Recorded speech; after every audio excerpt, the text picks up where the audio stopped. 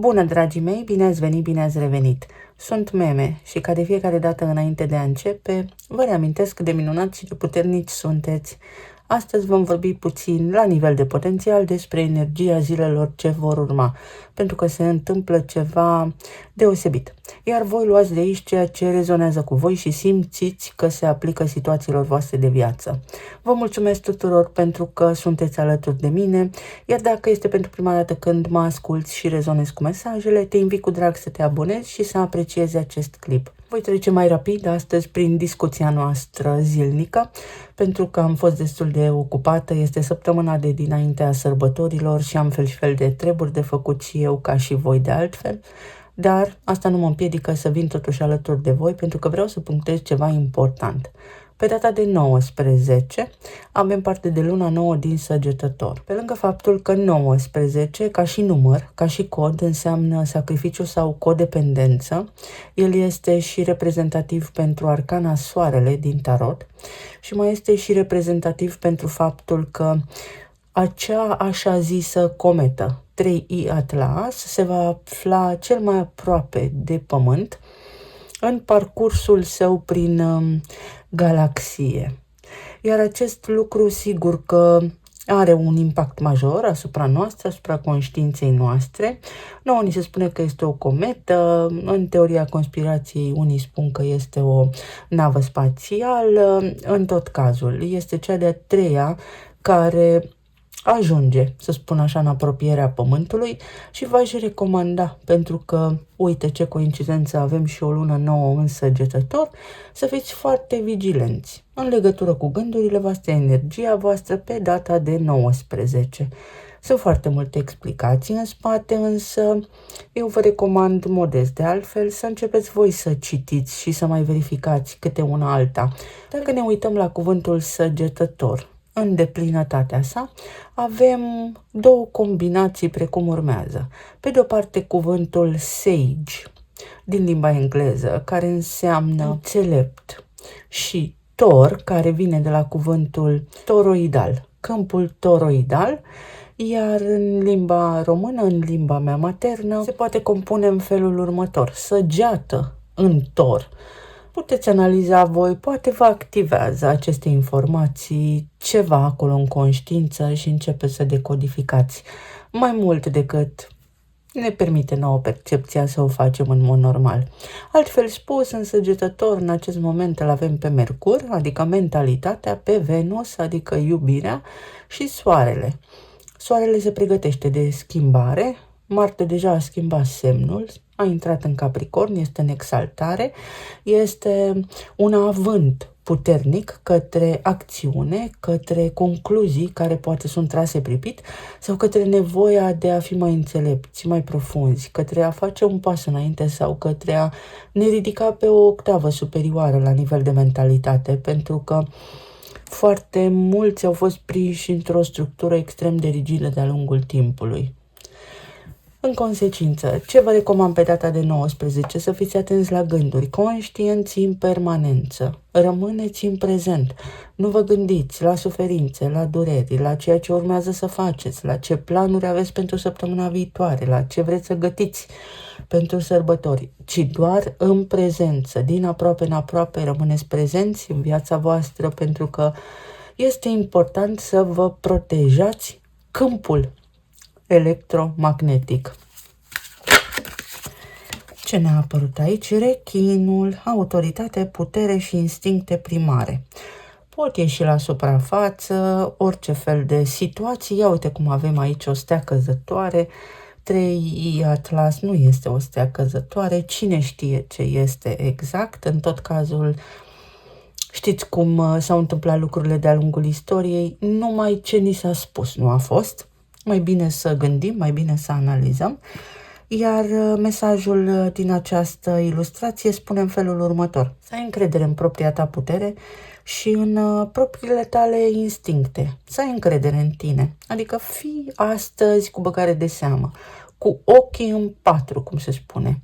Fii în gardă.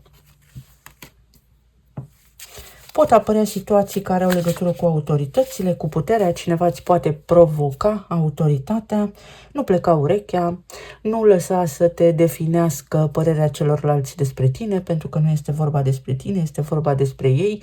Oamenii atunci când nu obțin ceea ce vor ei să obțină sau când nu aud ceea ce vor ei să audă, s-ar putea să conteste mesajul pe care îl aude la tine sau să conteste mentalitatea ta, pentru că nu le ești pe plac, uite așa, din cauza mentalității lor. Trăim într-o societate care a transformat încrederea în sine în aroganță, într-o societate care ne vrea umili, cu capul plecat și nu numai. Atunci când ai o părere pertinentă și o transmiți celor din jurul tău, aceștia te consideră arogant. Interesant, nu-i așa? Nu poți să spui părerea pentru că ești arogant. Iar pe mine asta nu mă interesează deloc. Hipopotamul. Limite, granițe sănătoase, siguranță și profunzime. Să îți protejezi spațiul, liniștea interioară și să fii atent la emoțiile tale, să te miști, uite, precaut astăzi, pentru că ești puternic. Ai puterea să depășești, nu astăzi, în general, în zilele ce urmează, în această săptămână. Ai puterea să depășești absolut orice, fără să pleci urechea sau să ții seama de lucrurile care ți se spun din exterior. Iar aici avem un frumos păun care ne vorbește despre frumusețe, încredere și liberă exprimare. Strălucește fix așa cum ești tu.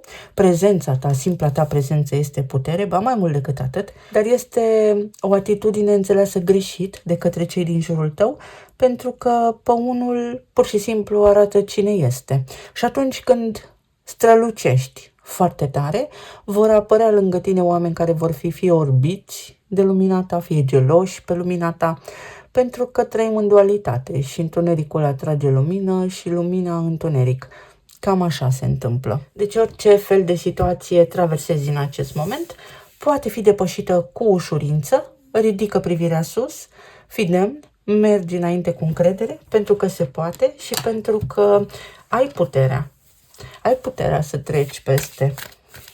Poate fi o ciocnire a titanilor, în sensul în care tot felul de situații te înconjoară, tot felul de discuții apar deodată în viața ta. Să nu uităm despre tranzitele planetare pe care le-am descris la început de săptămână.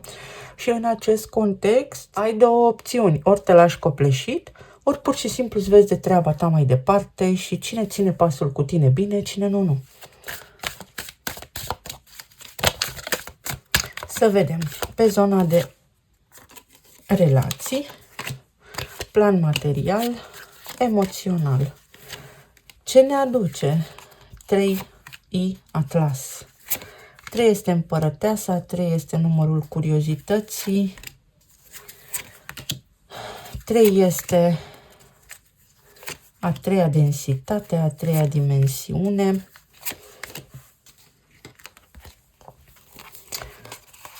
Pe zona de relații se calmează niște spirite, uite, ajungi la aceeași concluzie tu și cineva anume. Și când vorbesc despre relații, vorbim despre relații la nivel general, conștiente, 1 la 1 cu cei de lângă tine. Pot fi partenerii voștri de viață sau pot fi oameni relevanți în viața voastră. În urma unui stres, în urma unor insomnii, în urma unui, să spunem așa, dezavantaj pe care poate l-ai resimțit într-o anume relație. Începând din acest moment te poți bucura. Cineva devine serios.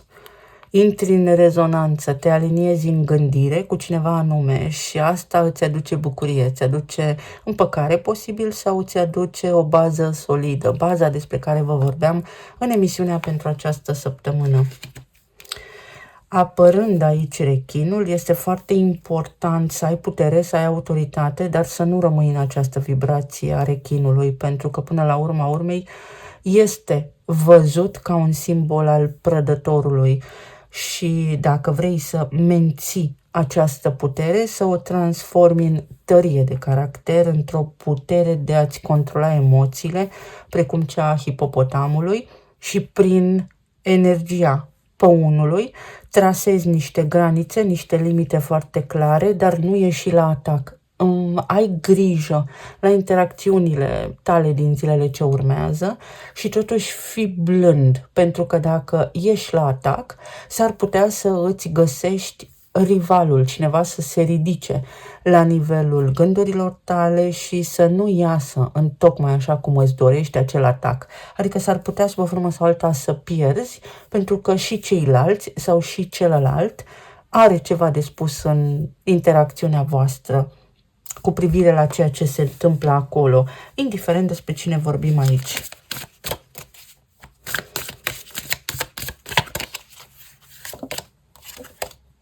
Doi de băte, o discuție, o negociere, o comunicare foarte intensă, dar serioasă. Niște reguli noi, niște lucruri clare se stabilesc acum. Planifici un eveniment sau se pun bazele unei noi direcții în relațiile tale. 3 de bâte și toată lumea va respecta, sau potențialul este ca toată lumea să se țină de promisiune, să respecte acel plan, să respecte cele spuse, cele agreate. 8 de bâte și să existe o evoluție rapidă.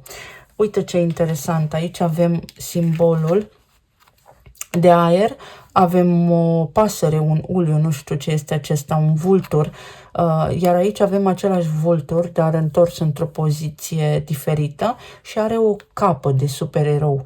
O persoană care chiar ia în serios ceea ce discutați, o persoană care este dornică să facă mai multe lucruri, o persoană care cred că este în acest moment intimidată, se simte puțin intimidată, fie de puterea ta pentru că ai șocat această persoană și nu se aștepta de la tine să spui sau să faci anumite lucruri, fie trebuie să spui și să faci anumite lucruri pentru a delimita puțin în relația pe care o aveți rolurile sau pentru a fi și tu luat în serios, pentru că știți cum se spune, cine nu cere nu primește.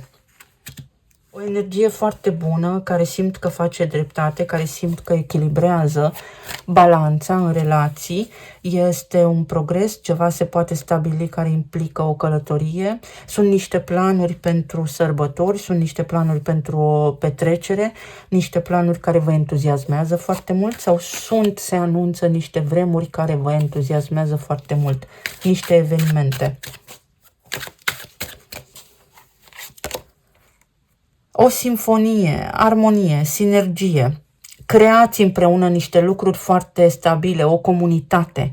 Pot fi și evenimente care au legătură cu familia extinsă sau pot fi chestiuni care țin de mentalitate. De tiparul gândurilor voastre care acum, iată că se aliniază. Agreem asupra unor lucruri și ne ținem de acele discuții, ne ținem de treabă, facem ceea ce stabilim.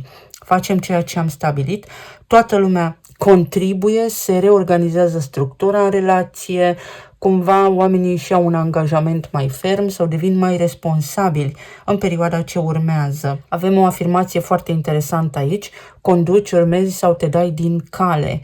Este o perioadă în care unul dintre voi poate să traseze direcția pentru că are autoritatea, pentru că este îndreptățit în urma unor, să spunem așa, contexte din viața voastră, iar celălalt va urma nu cu capul plecat, ci respectos. Ceea ce stabiliți acum este o chestiune de organizare și de coerență. Lucrurile se îndreaptă, lucrurile se întâmplă într-o direcție, se îndreaptă într-o direcție favorabilă pe zona de relații, orice ar însemna asta. Poate fi relație de iubire, poate fi o chestiune de stimă de sine, dacă tu te respecti, vei fi respectat și poate fi vorba și despre atitudine, despre bani sau despre iubire. În zona de relații, niște lucruri se ajustează în favoarea voastră pentru binele vostru suprem.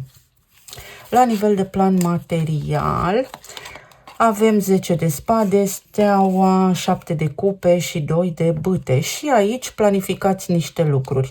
După o îndelungată perioadă de epuizare, de oboseală sau după o perioadă în care nu ați știut ce se întâmplă în jurul vostru, lucrurile nu s-au întâmplat cum v-ați dorit sau nimeni nu v-a spus nimic, uite că dacă vă cereți drepturile, le primiți. Și nu este vorba despre aroganță, ci despre încredere în sine și despre respect, despre a fi plătiți, recompensați, remunerați conform contribuției voastre, conform efortului vostru depus. O planificare, o etapă nouă care poate începe, posibil la început de săptămână să fi început voi ceva nou sau posibil să fie vorba despre o planificare, poate pentru perioada sărbătorilor sau poate aveți niște planuri de schimbat locul de muncă sau poate fi vorba despre o strategie de achitare a unui credit sau pur și simplu cheltuielile din casă și să știți că într-o formă foarte organizată, foarte coerentă, reușiți să faceți ce vă propuneți. Lumea. Așa a ieșit și în emisiunea pentru această săptămână. Se încheie cu bine în această perioadă foarte multe lucruri, acolo unde au existat provocări cu superiorii direcți, cu ai voștri colegi care și-au însușit rolul de lider fără să fie cazul sau nevoia.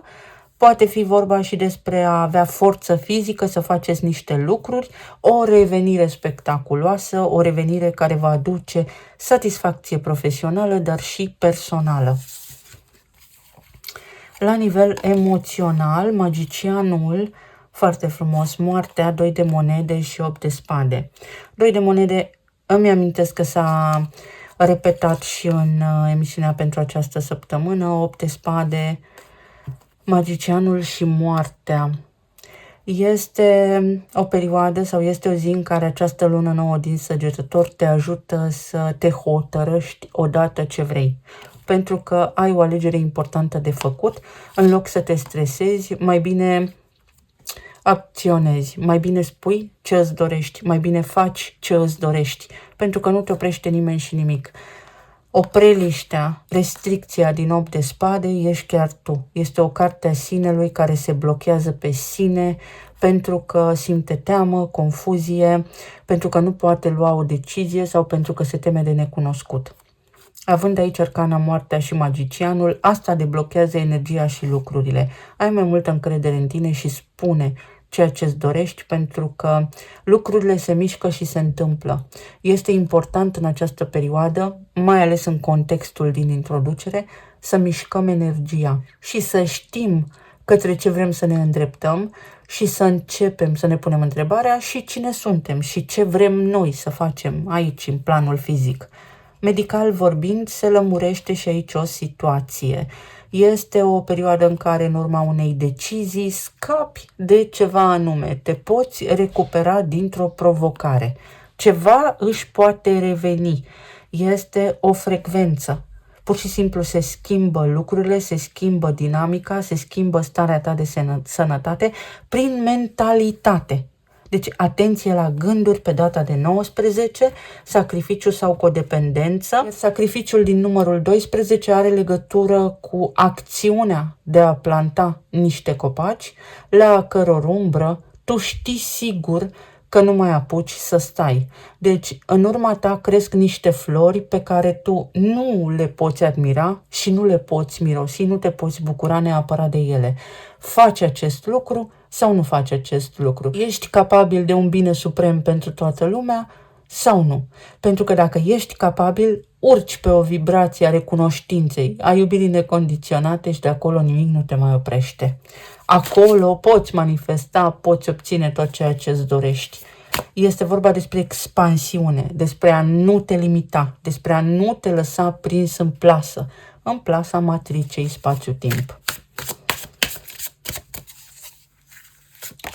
Asul de monede, o schimbare majoră în viața ta, o recuperare, zile mai bune, o șansă de evoluție, o șansă de însănătoșire. Corpul este biotehnologie și se repară pe sine singur. Atenție ce comenzi dai creierului tău. Tot ceea ce se întâmplă în viața ta este în urma gândurilor și senzațiilor. Se întâmplă ceva care te ajută, se întâmplă o mare schimbare aici, trebuie doar să ai încredere în tine, să te validezi tu pe tine, să te vezi tu pe tine frumos, pe exterior, pe interior, pentru că asta ți aduce o ofertă, o șansă, o propunere. Schimbare majoră de direcție. Să vedem ce ne spun și talismanele. Uite, m-am uitat la ficatul ăsta. Trebuie să lași furia deoparte. Să nu mai iei lucrurile personal. Asta am spus și în emisiunea pentru această săptămână. Prea luăm lucrurile personal. Motivația și o frecvență foarte, foarte înaltă. Dacă te motivează binele oamenilor, să fie toată lumea bine. Toată lumea să fie bine, toată lumea să aibă ce își dorește, să fim liniștiți pentru a putea crea o lume mai bună.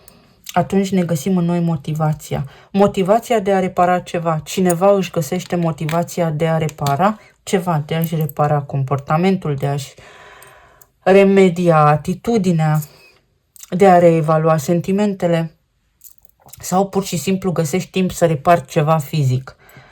Aici avem Alice în țara minunilor, succes, bani și fericire. Cum era? Să săpăm în gaura iepurelui, să mergem cu Alice în acea misiune. Subconștientul iese la suprafață, să înțelegi din subconștient ce te motivează și de ce te porți așa, ce te oprește și ce te-a adus unde ești astăzi. Foarte mulți oameni, uite iepurele, vor înțelege sau pot înțelege, trebuie să și dorească, ce îi motivează. Ce le șoptește în ureche? Care este zgomotul de fundal? Care este impedimentul principal inconștient care îi ține pe loc? Sau unde sunt astăzi? O vizită care se anunță, un eveniment extrem de bun, extrem de plăcut, care schimbă direcția în care te regăsești. Credința ta te duce departe. Vorbim aici despre încredere. Încrederea aceea te urcă pe o frecvență de unde nu poți fi doborât. Planuri pentru o călătorie, o nouă etapă pe zona de relații, ceva mai blând, ceva cu mai mult respect, o frecvență cu respect, o frecvență de comuniune, de comunitate. Putem conviețui împreună. Un acord de conviețuire împreună, un parteneriat de afaceri în care toată lumea este liniștită și împăcată. Aici avem așa un pian pe care îl găsim la operă, un cerc închis și un om care este într-o lojă la operă și se uită către scenă. Vrea să iasă dintr-o situație sau se uită către următorul act. În momentul în care pianul și cântărețul de la operă, nu fantoma sau poate cine știe, atinge o notă foarte înaltă, sparge această bulă a blocajelor. Deci pe o frecvență înaltă, pe empatie, pe înțelepciune, pe răbdare, pe bun simț, pe educație, pe tot ceea ce este mai bun din această lume. Dacă te aliniezi cu aceste frecvențe, ieși din provocările pe care le ai. O situație care se poate schimba. Și uite că cineva vine în întâmpinarea ta. Ce-ți dorești tu te așteaptă. Avem inițiala A. Iar A are legătură cu undele cerebrale alfa. Adică de acolo de unde începe programarea noastră. De unde ne sunt induse subliminal fel și fel de tipare de gânduri care nu ne aparțin. Ai ocazia astăzi să intri în contact cu subconștientul tău, care te vrea fericit, te ține în viață ca să supraviețuiești și să schimbi placa, să schimbi vinilul, să schimbi viața, să schimbi destinul. Astăzi, începând cu 3i Atlas și cu luna nouă din Săgetător, o nouă frecvență, o nouă posibilitate. Îmi schimb monologul interior și îmi schimb viața. Sau poate fi un început. Eu știu ce vreau să obțin. Și cum ajung acolo este doar o chestiune de timp. Mă bucur de experiență. Nu sunt cu ochii pe rezultat, pentru că asta înseamnă codependență și atașament. Vă mulțumesc foarte mult. Vă doresc să aveți zile minunate, să vă puneți fel și fel de intenții și de dorințe în această perioadă și să se întâmple lucrurile așa cum vă doriți voi. Să fiți bine, sănătoși și iubiți și să ne auzim cu bine data viitoare. Pa, pa!